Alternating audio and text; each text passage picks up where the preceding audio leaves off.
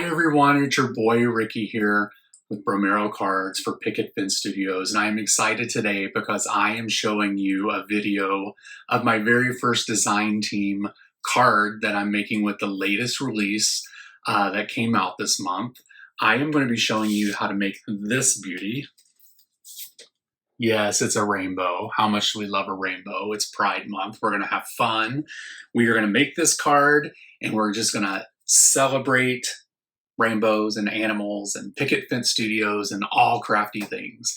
So sit back and relax and enjoy this video. Make sure you like, subscribe, click that little bell so you know a new video is out.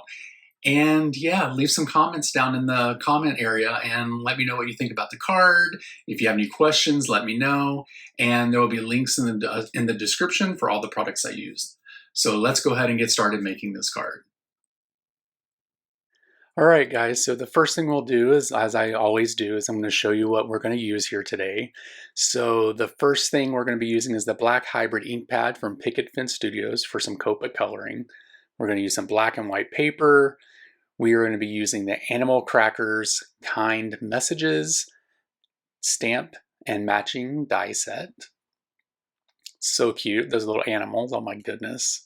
Love all of them. All the greetings are really nice. I love this. Again, this is from their latest release. This is a rainbow stencil. This is not from their latest release, I don't believe. I think it's something they have in their store. We're going to use some mixed media spatulas here, and we're going to use a bunch of different paper glazes to make a rainbow here. Look how beautiful that is. There's a mix of glitter and non-glitter and shimmery and all that great stuff. So the first thing we're going to do is go ahead and do our stenciling because we need this to dry as we are doing our coloring. I have my Altenew sticky mat here from my Altenew stamp wheel. If you don't want the stamp wheel but you want the sticky mat, you should definitely do that. I'll have links down in the bottom in the description. It's great for stenciling. So the first color we're going to use is Hibiscus Pink. And I do not believe I hold up the containers for the rest of the video, but any color of paper glaze that you use in rainbow order is going to work. So we're going to go ahead and get this down onto the stencil on the black paper. And we're just going to rub that in pretty good using the spatula. And then we're just going to take off all the extra that's not needed. We do want to make sure that the black is covered, but anything extra, just put it back in the jar. And it's fine. One thing that you want to do is once we are done with this stencil and this palette knife, you want to take it and wash it immediately or stick it in some water so that nothing gets hard on it. All right, so now we have an orangish color here.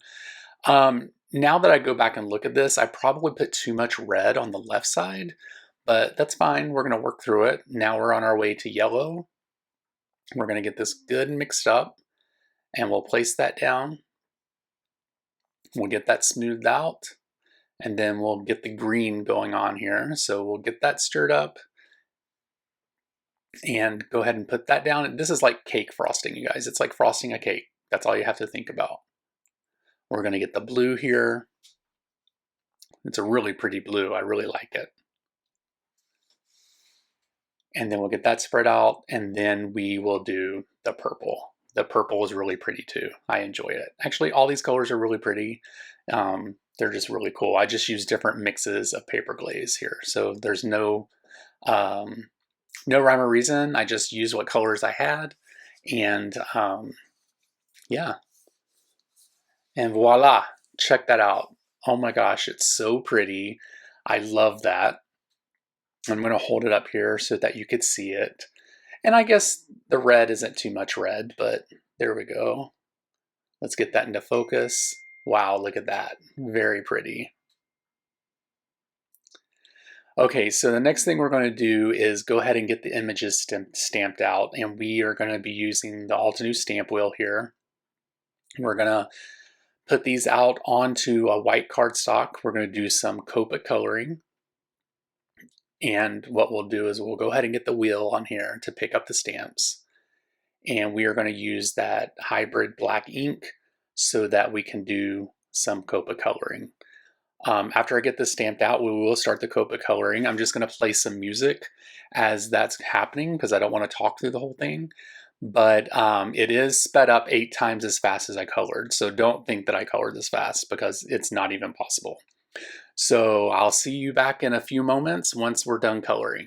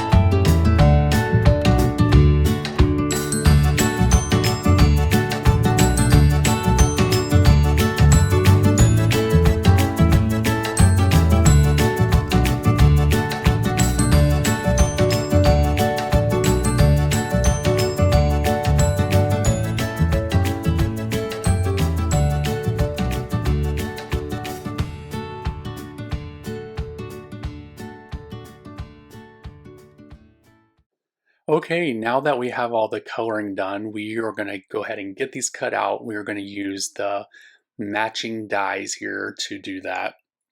I'm just going to line these up, and then I'm going to get the die that matches the sentiment here, and we're going to get these taped down and ran through the die cutting machine. I always tape these down, especially when I coat color, because I've had it so that if I did not, the image shifts and then I burn my house down because I'm so mad that that happened.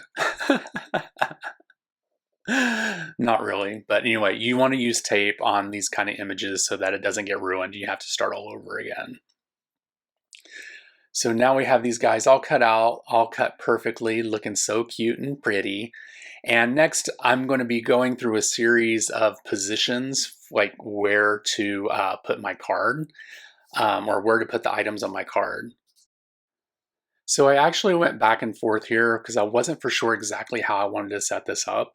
So what I'm going to do is I'm going to do 4 positions, and I want you guys to guess which position I ended up putting it in, and leave that down in the comments to let me know. It's going to be position 1, position 2, position 3, or position 4. You'll see me hold up my fingers here in a second to ask you exactly which one I used, and then to check out which position I decided to go with, you're going to have to go over to Instagram and check out the post of the card to see exactly where I put this and see if you guessed right. So here I go. This is going to be number 1, number 2. And I'm going to switch things around here, put it in the center,